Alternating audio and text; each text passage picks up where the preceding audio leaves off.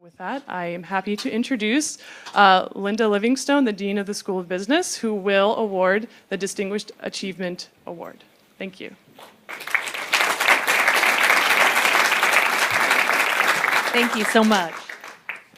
Well, it is my pleasure to be here this evening to introduce our Alumni Entrepreneurial Achievement Award winner. But first, let me just quickly say how pleased we are as a business school to be able to be one of the sponsors and to support this activity. It's wonderful to see a university-wide competition like this that engages students across all the schools and at all levels in the institution.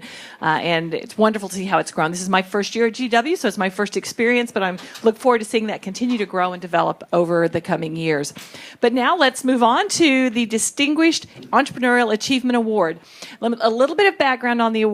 The George Washington University Entrepreneurial Roundtable, GWERT, is the acronym for that. It's an interdisciplinary organization that brings together faculty, staff, students, alumni, and university administrators with the purpose of advancing entrepreneurship and showcasing university technologies. So each year, GWERT makes the decision to award the Distinguished Entrepreneurial Achievement Award. And so this year, each year, it is traditionally given to a successful GW entrepreneur whose accomplishments motivate our aspiring entrepreneurs that are being highlighted in this business plan competition. So it is my distinct pleasure to introduce this year's recipient of the Distinguished Entrepreneurial Achievement Award, Michael Quinn. So Michael, you can come up. I'm going to say just a little bit about you as you come up.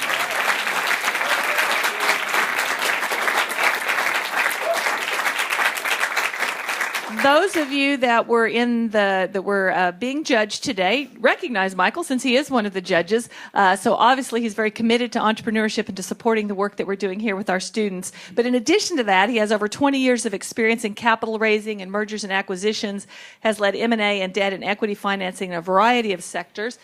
Prior to the role he's in now, he was founder and chief corporate development officer for Velocom, where he was responsible for capital raising and acquisition. He has a legal background. Started his career at Cleary, Gottlieb, Steen in Hamilton in New York, and then moved to a Denver-based firm. He lives in Denver now, but he received his Bachelor of Arts degree in International Affairs from GW at the Elliott School. He has a JD from the NYU School of Law, and I'm pleased to say that he serves on our Board of Advisors in the Business School. So join me in congratulating Michael Quinn, our Distinguished Entrepreneurial Achievement Award winner for 2015.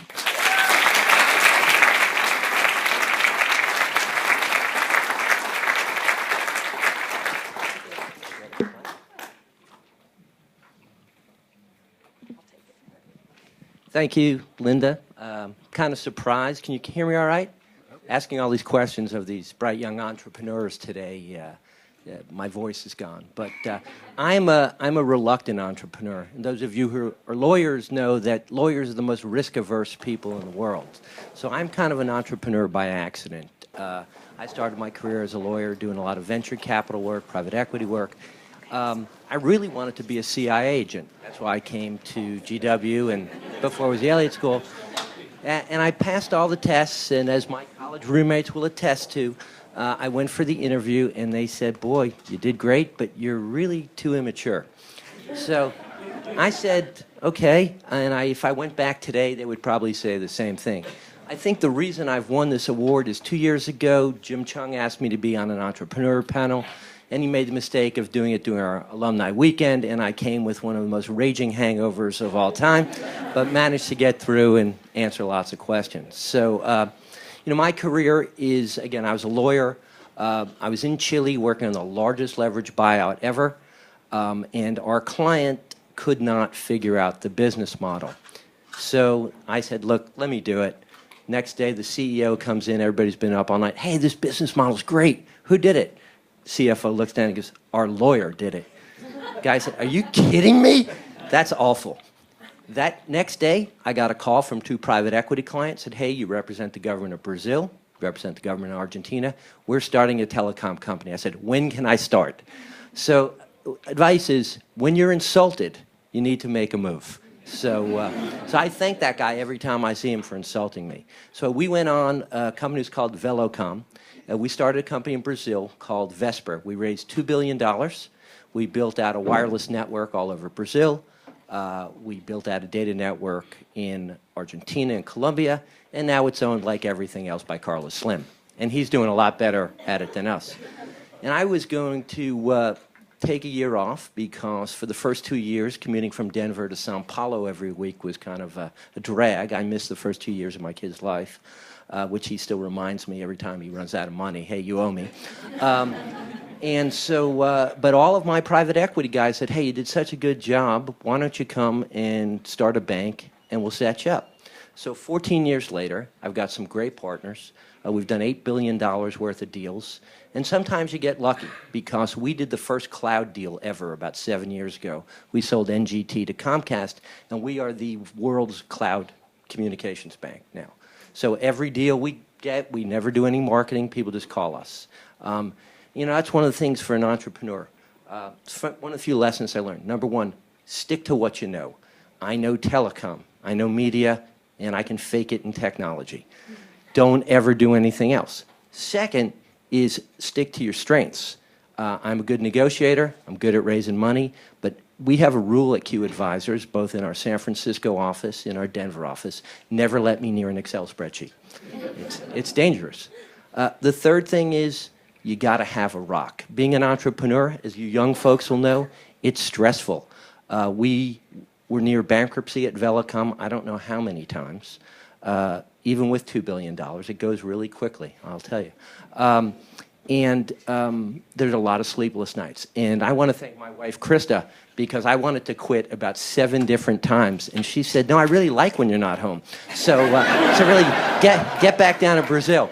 But you got to have a rock. So everybody needs a rock. And, you know, if you have a rock who's a bankruptcy lawyer, you really got to make sure you're successful. So. The other thing is friends. I'm real lucky. My 3 best friends in the world, besides my wife, are my GW roommates. Boys, where are you? Or you're still drunk because you came down here for the award. So we get together twice a year. We graduated in 1984, before most of you were born. We have been each other's career counselors for 30 years. And, you know, none of us have gone to jail.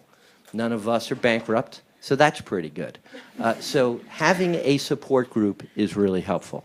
So a few things about my own entrepreneurial road. One is that you really have to be passionate about what you do, but you have to be knowledgeable about what you do as well. And you can't fake it. There are a lot of people who try to fake it. Sometimes they get lucky, sometimes they don't. So I just want to say thank you. This is a fascinating experience for me to judge all of you. The contestants and the plans were fantastic. The passion was unbelievable. I just joined the board of the Elliott School as well because I am trying to move the Elliott School and the business school together. In fact, for those of you looking for a summer job, my wife and I are sponsoring the Quinn Fellowship, so for unpaid internships. So please apply. This is a great place, and I just thank all of you very, very much.